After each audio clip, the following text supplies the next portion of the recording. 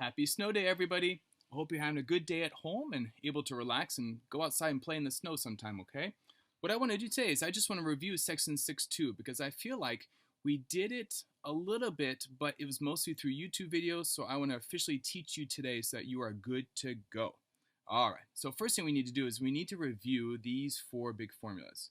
We need to review the sine of a plus b, the sine of a minus b, the cos of a plus b, and the cosine of a minus b. These need to be memorized, and the best thing to do is just keep writing them down, because the more you write them, the more your brain remembers them as well. All right, so you've seen these before, but just to review, sine looks like this. We have the sine of a times the cos of the other angle, and then sine keeps the sign. So if this is plus, this is plus.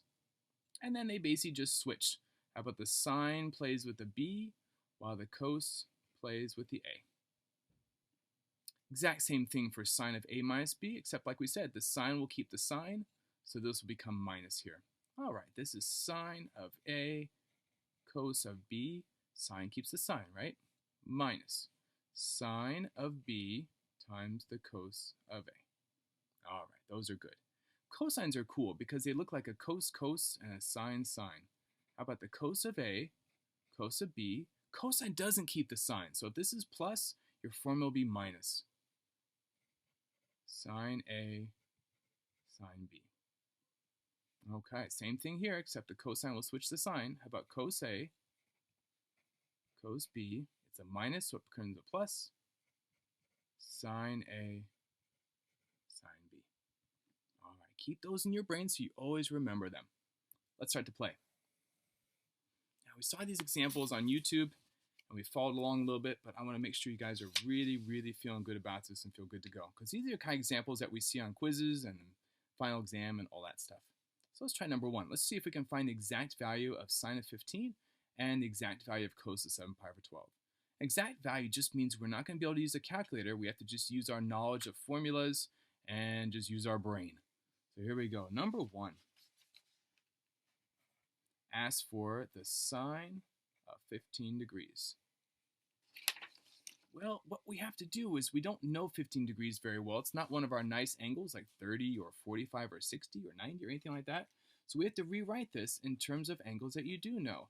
Can you think of two angles that either add or subtract and give you 15? There's a couple of different ones. I like sine of 60 minus 45. That gives you 15. Some people like 45 minus 30, because those are also two nice angles. Whatever you choose is fine. They're both the same. They'll give you the same answer. All right, here's your A minus B. Let's go right to the formula up here. This would be the sine of A, which is 60, times the cosine of B, which is 45. Sine keeps the sign, right? Minus. Sine plays with the 45, and the cos plays with the 60. This is where unit circle is so important, ladies and gents.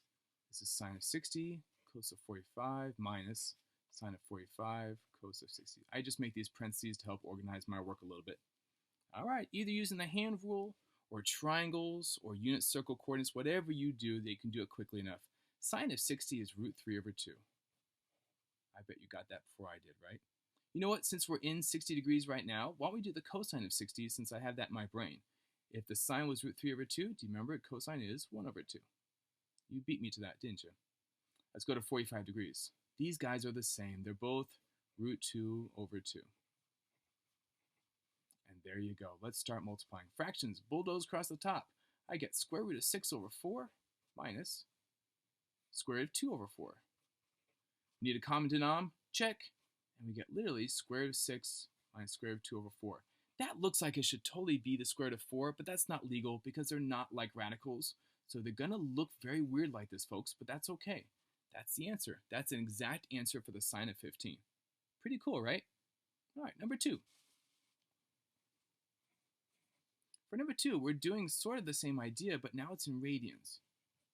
That can be really tough. So if you want to change this in degrees, and that's going to be easier in degrees, go ahead and do that.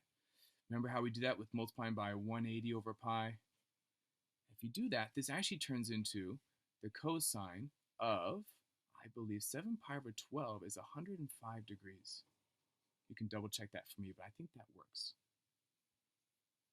All right, well, can you think of two really nice angles that you can add or subtract and make 105 degrees? I thought of maybe 60 plus 45.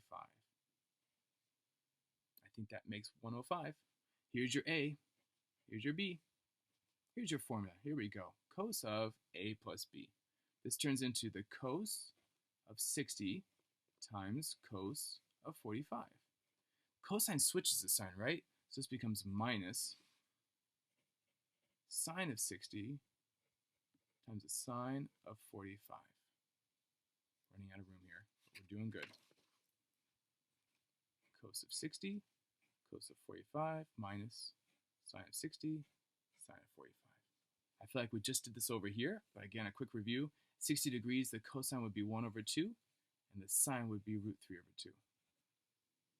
Cosine of 45 and the sine of 45 are the same, root 2's over 2's. All right, multiply your fractions. This becomes 1 times root 2 over 2 times 2. How about square root of 2 over 4? Root 3, root 2, that's root 6 over 4. Common denominator is already checked. And this is my exact value for the cosine of 7 pi over 12. It's about root 2 minus root 6 over 4. So we changed it to degrees to make it easier. You think of two angles that you can add or subtract to make that angle you want, and that's going to be your A's and B's.